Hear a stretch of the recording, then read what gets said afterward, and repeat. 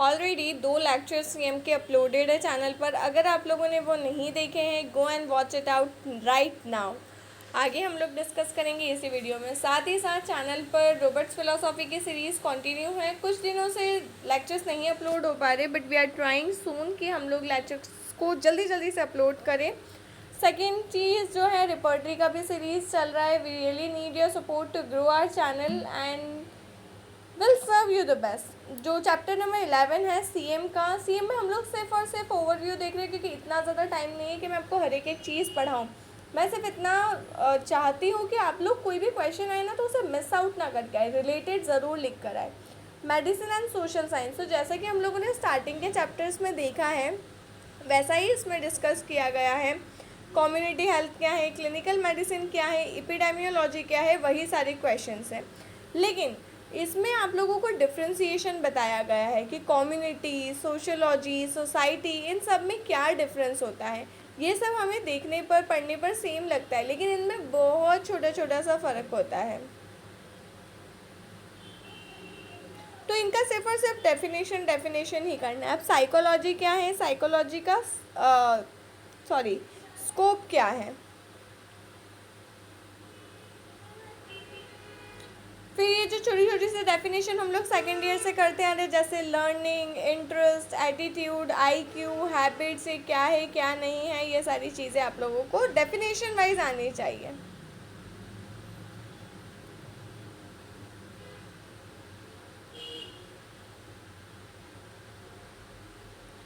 इसमें मोस्टली ये बताया गया है कि हमारे सोशलिज्म का, हमारे कल्चर का, हमारी कम्युनिटी का, हमारी हेल्थ पर, हमारी मेंटल हेल्थ पर, फिज़िकल हेल्थ पर क्या असर पड़ता है और कैसा असर पड़ता है। फिर इसमें डॉक्टर पेशेंट रिलेशनशिप कैसा होना चाहिए। तो आप सब लोग प्रैक्टिस कर रहे हैं, हम लोग फाइनल ईयर में आ चुके हैं, बहुत सारे बच्चों ने पढ़ा है, प्रैक्टिस कर रहे हैं, खुद का क्लिनिक है, कोई हॉस्पिटल जा रहा है। तो एक डॉक्टर पेशेंट के बीच में कितना ट्रांसपेरेंसी होना चाहिए, कितना ओपेसिटी होना चाहिए, क्या रिलेशन होना चाहिए, हमें सबको बताएं। CPA के नाम से क्वेश्चन आता है, that is consumer protection act.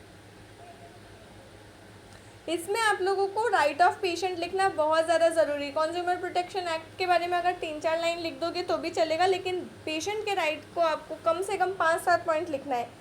जब भी हम लोग कोई चीज़ को पॉइंट में लिखते हैं, never mention point number 1, 2, 3, 4, 5, 6 on that.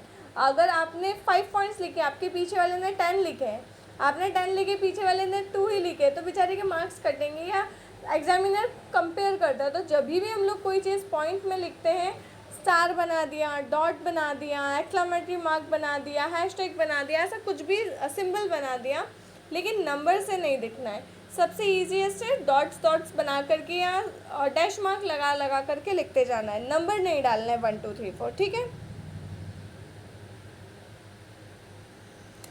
Then question आता है अल्कोहल अब्यूज़ पर। अल्कोहल अब्यूज़ एक बहुत बड़ा टॉपिक बन चुका है हमारी सोसाइटी में, तो उसके बारे में हम लोगों को पता होना चाहिए। चैप्टर नंबर 12 है एनवायरनमेंट एंड हेल्थ। बहुत ज़्यादा नई चीज़ें नहीं आई है इसमें।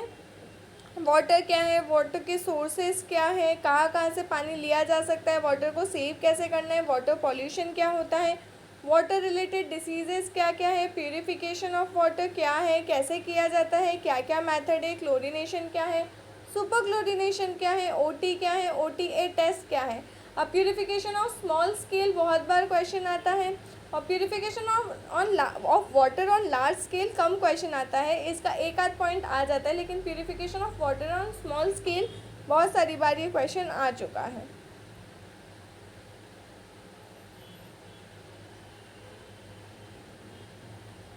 हार्डनेस ऑफ वाटर क्या होता है,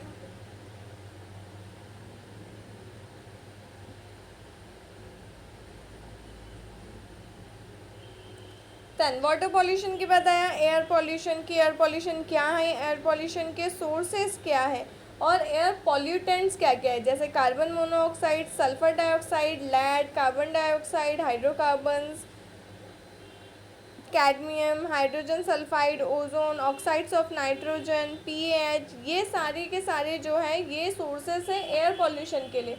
जब भी इनकी मात्रा एनवायरनमेंट में ज़्यादा होने लगती है, we consider it as air pollution. Air pollution के इफ़ेक्ट्स क्या क्या होते हैं, एयर पॉल्यूशन को कैसे मॉनिटर किया जा सकता है और एयर पॉल्यूशन को कैसे प्रिवेंट किया जा सकता है, साथ ही साथ डिसइंफेक्शन ऑफ एयर कैसे होता है, इसमें क्या क्या प्रोसेस है, that is mechanical ventilation, ultraviolet radiation, chemical mist and dust control. उसके बाद आता है वेंटिलेशन, कि आप लोग जब भी अपना घर बनाते हैं तो उसमें क्या क्या देखते हैं। अगर for an example we are students, अभी हम लोग घर तो बनाने की औकात में नहीं है हमारी, to be very very honest, ठीक है। तो हम लोग अगर रूम लेते हैं कहीं पर भी तो हम लोग क्या देखते हैं, किराया ऑब्वियसली कि मिनिमम हो, ठीक है। उसके बाद सेकेंडरी जो चीज़ आती है दैट इज़ हम लोग देखते हैं कि प्रॉपर सोर्स ऑफ वाटर हो, प्रॉपर सोर्स ऑफ लाइट हो, प्रॉपर सोर्स ऑफ एयर हो। अगर किसी रूम में एयर और लाइट ही नहीं आ रही है तो उस फ्रेंड के रूम पे जाते से ही दिमाग ख़राब हो जाता है। और किसी का फ्रेंड का रूम अगर छत पर है तो जो सुकून मिलता है, सो दैट सुकून is due to the ventilation and light only. उसके बिना आपको घर में रहने का मन ही नहीं करेगा, बहुत बेकार सा लगता है। For an instance you can leave in a room without the light और एयर, बट हमेशा वो पॉसिबल नहीं हो पाता है। तो वेंटिलेशन क्या होता है, कितने टाइप्स का होता है। फिर आता है नॉइज़ पॉल्यूशन क्या है, नॉइज़ पॉल्यूशन के इफ़ेक्ट्स क्या क्या है, सोर्सेज क्या, और नॉइज़ पॉल्यूशन को आप कैसे कंट्रोल करोगे। फिर रेडिएशन क्या है, रेडिएशन कितने टाइप की होती है, रेडिएशन से कैसे प्रोटेक्ट किया जा सकता है।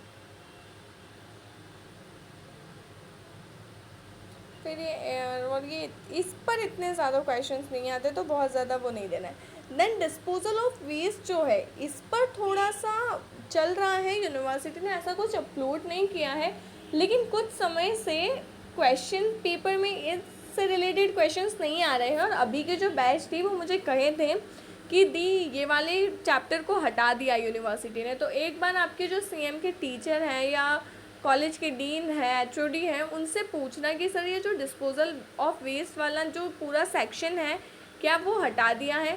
और मैं तो यही कहूँगी for a safety purpose university कभी भी धोखा दे सकती है। University behaves like R X, तो हमें कभी भी उस पर भरोसा नहीं करना चाहिए। एक बार पढ़ के ज़रूर जाना चाहिए कि क्या है क्या नहीं है, कि वेस्ट को कैसे डिस्पोज करेंगे, एक्सक्रीटा को कैसे डिस्पोज करेंगे, ये लेट्रिन्स हैं जो आरसीए हैं और वगैरह वगैरह हैं, ये एक बार देख ज़रूर लेना, क्योंकि भाई साहब किसी का कोई भरोसा नहीं है। एक दो क्वेश्चन के पीछे हमारा पूरा पेपर बिगड़ जाए तो क्या ही मतलब है ना। तो एक बार ज़रूर पढ़ के जाइएगा। वैसे ये वाला सेक्शन हटा दिया गया है, एक बार कंफर्म ज़रूर कीजिएगा। 12 का आधा और 13 वाला इसका कंपेयर कीजिएगा कि हॉस्पिटल वेस्ट मैनेजमेंट और ये वाला हटा दिए हैं, क्या किए हैं क्या नहीं किए हैं, ठीक है। नेक्स्ट चैप्टर है डिज़ास्टर मैनेजमेंट, कि अगर अर्थक्वेक आया, वैसे बीइंग अ होम्योपैथ हमें ज़्यादा कुछ नहीं करना है, लेकिन अगर बीइंग अ ह्यूमन आप किसी ऐसी जगह पे जहाँ अर्थक्वेक आ गया, फ्लड आ गया, ड्रॉट आ गया, तो आप क्या करोगे। उसके पहले क्या कर सकते हो, जैसे पता चल जाता है हल्का सा कि आने वाला है, तो उसके पहले क्या करोगे, उसके दौरान क्या करोगे और उसके बाद में क्या करोगे। तो ये चैप्टर में बस वही सारी चीज़ें दी गई है। देखो जैसे अर्थक्वेक है, what to do before, during an earthquake and after an earthquake. इसमें हमें हमारी साइड से ऐसा ज़्यादा कुछ नहीं करना है, लेकिन जो प्रिवेंटिव मेजर्स है जो हम लोग बचपन से क्लास 4th 5th से पढ़ते आ रहे हैं, बस वही सारी चीज़ें हैं। चैप्टर नंबर 15 है ऑक्यूपेशनल हेल्थ। अब ऑक्यूपेशनल एनवायरनमेंट मैन और फिजिकल, केमिकल और बायोलॉजिकल एजेंट से घिरा हुआ होता है।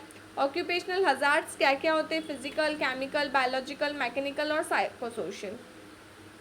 उसके बाद ऑक्यूपेशनल डिसीजेज़ क्या होती है, अलग अलग जगह पर काम करने वाले लोगों को अलग अलग समस्याएं होती हैं, अलग अलग परेशानियां होती है, तो वो कहाँ काम कर रहे हैं, वहाँ का एटमॉस्फेयर क्या है, वहाँ क्या चीज़ें यूज़ हो रही हैं, इन सारी चीज़ों से बहुत ज़्यादा फ़र्क पड़ता है।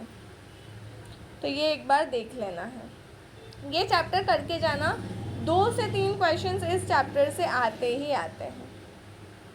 जेनेटिक्स एंड हेल्थ में माइटोसिस, मियोसिस, क्रोमोसोम्स एक बार देख लेना, बहुत ज़्यादा कोई क्वेश्चन आते नहीं हैं।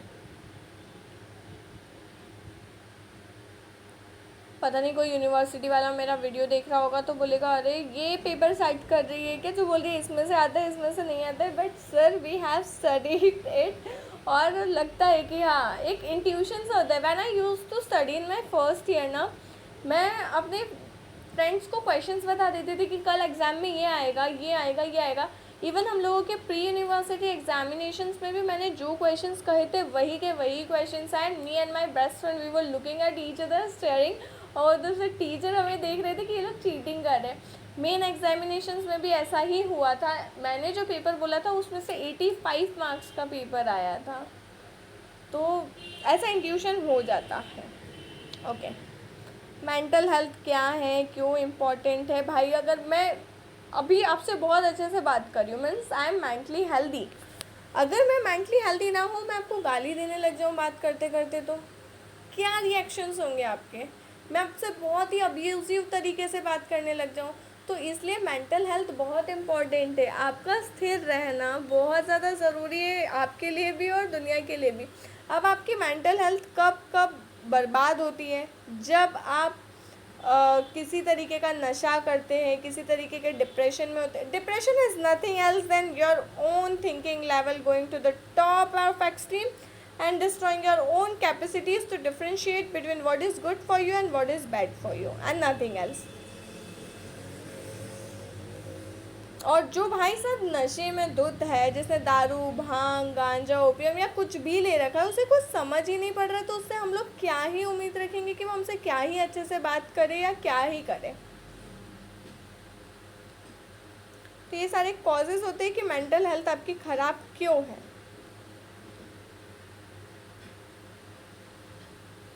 उसके बाद आता है health information and basic medical statistics.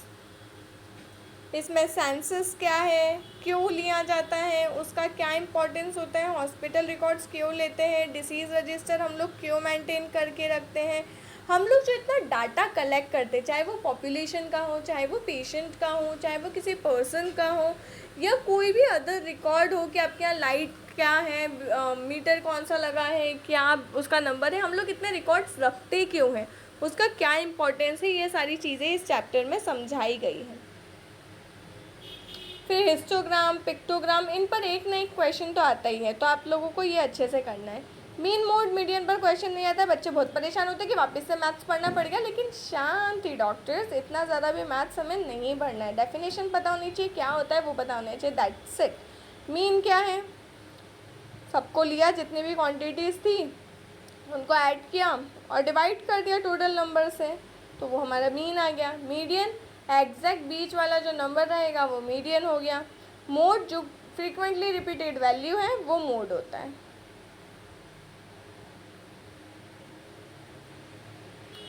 Chapter number 19, communication for health education. अगर हमें किसी भी चीज़ को या किसी भी मैसेज को सामने वाले तक पहुंचाना है तो उसके लिए क्या क्या बेसिक चीज़ें होगी? सबसे पहले तो होगा एक सेंडर, जो मैसेज को सेंड करेगा। दूसरा होगा रिसीवर, जिस तक हमें पहुंचाना है। तीसरा मैसेज, जो मैसेज हमें देना है। चौथा होगा चैनल, जैसे मैं हूँ सेंडर और आप लोग हैं रिसीवर, ठीक है। हम दोनों के बीच में एक मैसेज जा रहा है, जैसे मैं आपको सीएम बता रही हूँ कि इसमें ये है, तो that is the message. Channel क्या है? यूट्यूब एक माध्यम है जिसकी वजह से मैं आप लोगों तक पहुँच पा रही हूँ, नहीं तो कहाँ आप लोग मुझे जानते हो कि कौन है ये, होगी कोई, ठीक है, क्या चैनल मेडिको स्वामी। और उसके बाद जो आपके कमेंट्स आते हैं दैट इज़ द फीडबैक।